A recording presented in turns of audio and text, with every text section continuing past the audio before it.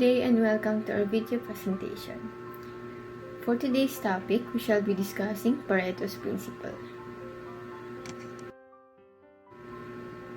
Pareto's principle, also known as 80-20 rule, is a phenomenon that states 80% of outcomes come from 20% causes. The Pareto's principle is a helpful rule of thumb when trying to optimize the allocation of the resources. Now let us analyze the expand your business with 80-20 rule chart. Now we can see that in effort, 80% of it falls in the not important, while 20% of it falls in the important. But if we focus on the result, we see that 80% falls in the important, while 20% falls in not important. Meaning that if we focus on result, we do things more rather than the not important things. Now let us view the examples of the Pareto's chart.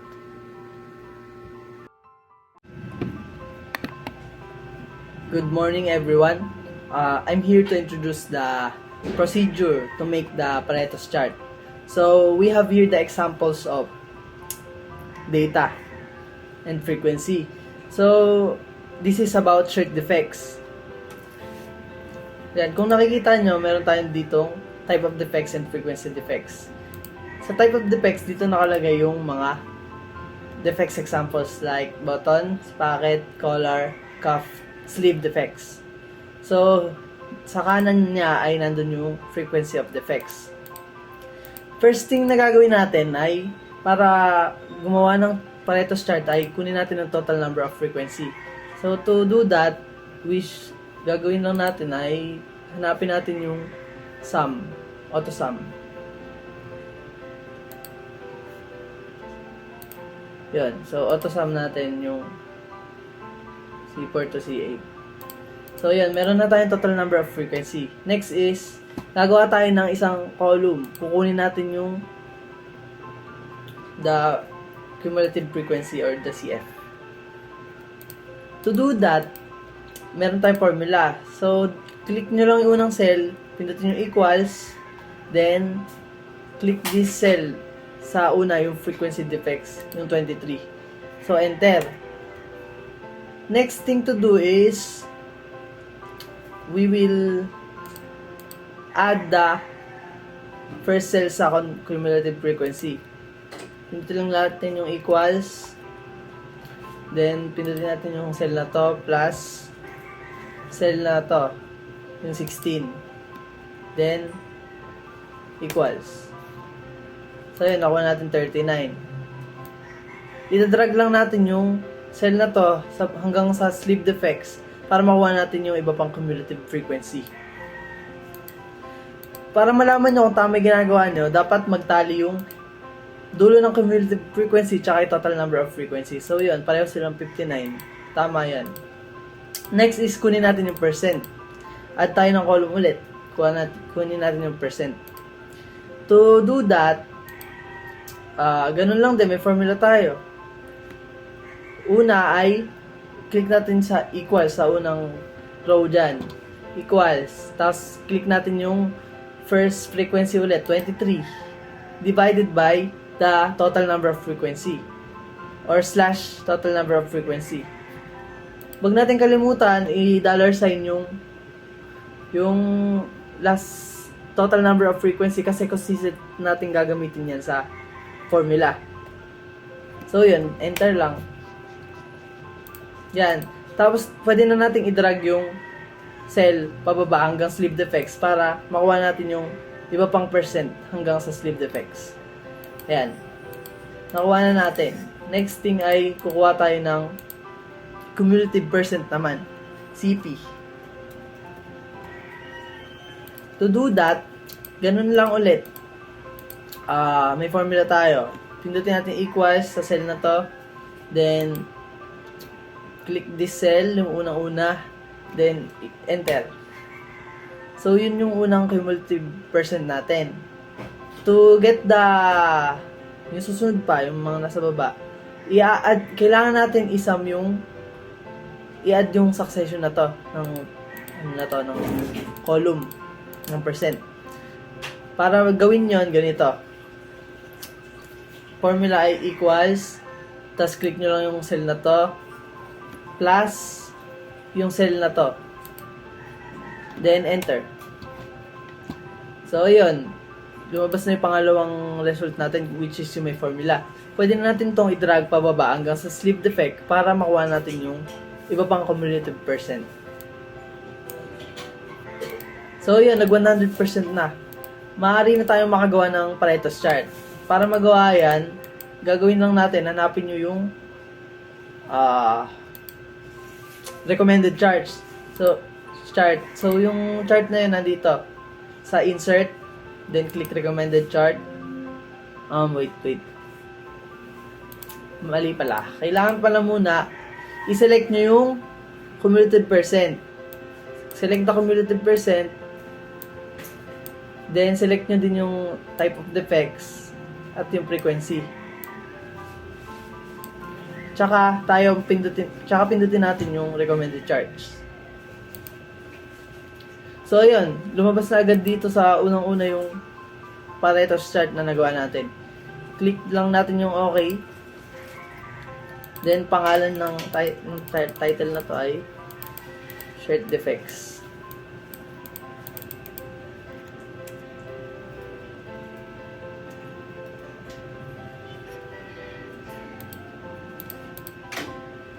So, ayan. Kung makikita nyo, ito yung nagawa nating chart.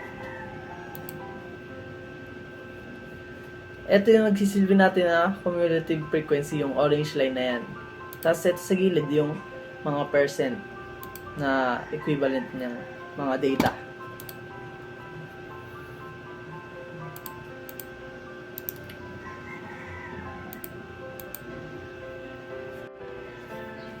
So, ayun, na-generate na natin yung Pareto's chart ng shirt defects natin. So, next ay para makita natin yung percent niya, click natin tong orange line. Then, go to chart design. Then, chart element. Then, click the data labels. Select below. So, ayan. Ayan na yung label ng mga percent ng ating chart. So, yun lang. Pareto's Principle History. The Pareto Principle is named after Italian economist Vilfredo Pareto, who in 1906 observed his country Italy and found out that 80% of its land was owned by only 20% of the people. The study extended and found out that the 80-20 also transpired in other countries. It specifies that 80% of consequences come from 20% of the causes, asserting an unequal relationship between inputs and outputs. This principle serves as a general reminder that the relationship between inputs and outputs is not balanced or not unequal. Furthermore, the Pareto principle, now mostly called as the 80-20 rule or Pareto's rule, does not imply on land ownership only. It can actually be seen in many aspects of society, business, and life in general na i-discuss mamaya. The principle, which was derived from the imbalance of land ownership in Italy, is commonly used to illustrate the notion that not things are equal, and the minority owns the majority. So, magbibigay na lang ako ng example about Pareto's principle. So, example of the Pareto's principle is the financial advisory. So, it commonly use the Pareto principle to help manage their clients. The business is dependent on the advisor's ability to provide excellent customer service as its fees rely on its customer satisfaction. However, not every client provides the same amount of income to the advisor. If an advisory practice has 100 clients, so according to Pareto's principle, 80% of the financial advisor's revenue should come from the 20% or 20 clients. So these 20 clients have the highest amount of assets, and the highest fees charged. The advantage of the Pareto's principle is it becomes a guide for how to allocate resources efficiently. And its disadvantage is, unlike the other principles, the Pareto principle is merely an observation and not law. Although broadly applied, it does not apply to every scenario. While the 80-20 split is true for Pareto's observation, that doesn't necessarily mean that it is always true. The 80-20 rules is everywhere. In business, 20% of workers ay nagpo-produce ng 80% of result. 20% of customer ay nag-create ng 80% of revenues. 20% of products accounts ay para sa mga 80% of sales. Pag naman sa society, 20% of criminals ay nagko-commit ng 80% of crimes. 20% of beer drinker ay umiinom ng 80% of drinks. 80% of factory populations originates from 20% of all factory. 20% of students ay merong grades na 80% or higher. Pag sa life in general naman, 20% ng average person activity is the reason for 80% of his progress.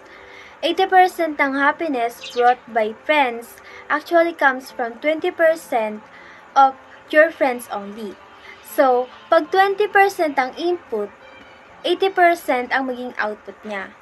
Pag 80% naman ang input, 20% naman ang output. How can Pareto principle be applied in business? To increase revenue, you could try to increase sales. Mas marami kang mabenta, mas marami kang kikitain. Negotiate better deals with your suppliers. Cut excess overheads. Companies often retrench staff to do so. Increase prices. If you can sell the same amount of goods at higher prices, you will make more profits. Example nito yung mga phones. Kapag nabenta mo ng mahal, ay marami kang kikitain, and so on. In short, eliminate waste and improve the process, which is Lean Six Sigma. The question now is, can a company do all these things simultaneously? Of course not. Because in business, you generally don't have the resources, time, and energy and management focus to do everything at once. Secondly, the Pareto principle teaches us that not everything is equally important. What we should do is identify those actions, the vital few, that will result in the biggest increase in profits, then focus first on it. Not using 80-20 wisely may cause the business to prioritize the least important, which is definitely do not constitute a leap forward. And here's an example of business model canvas. Business model canvas for manufacturing company. First of all, we have key partners, key activities, key resources, value proposition, customer relationships, channels, customer segments, cost structure, and revenue streams. First, the key partners. Key partners, dito pumapasok ang transport providers, suppliers, software providers. And then, sa key activities naman, dito natin makikita yung mga production, sales, billing, and logistics. Meron ding tayong key resources. Ito yung mga human resources, warehouse, and customer data kung saan dito natin makikita ang ginagawa ng ating mga production. Then sa value proposition naman, dito na lumalabas ang added products, brand goodwill, digital payment, and quick delivery. And for customers relationships, trade shows and events, social media, demonstration. Dito naman sa customer relationships, dito natin makikita yung mga trade shows daw kung saan pwede tayong magtayo ng store para mapagbenta natin produkto, or social media kung saan naman natin may post ang ating mga products. And meron man tayong mga channels tulad ng website, email marketing, and online videos kung saan dito natin sila ma-entertain sa ating mga product. Then, customer segments, ito yung mass market, B2B segment, and global market. And for cost structure naman is taxes, advertisement, waste management, insurance. Dito na mapapaloob yung mga napupuntang gastos, mga ibang gastos natin bukod sa mga profit. And then sa revenue streams naman, ito yung mga product sales, renewable energy, and digital products. Dito naman sa revenue streams, ito natin makikita yung ating mga production, kung ano ba nangyayari at kung paano natin ito may isa sa ayos at maganda sa paningin ng mga customer. Pareto chart of defect. Dito naman sa Pareto chart of defect, meron tayong dalawang kind ng graph. It's a line graph and the bar graph.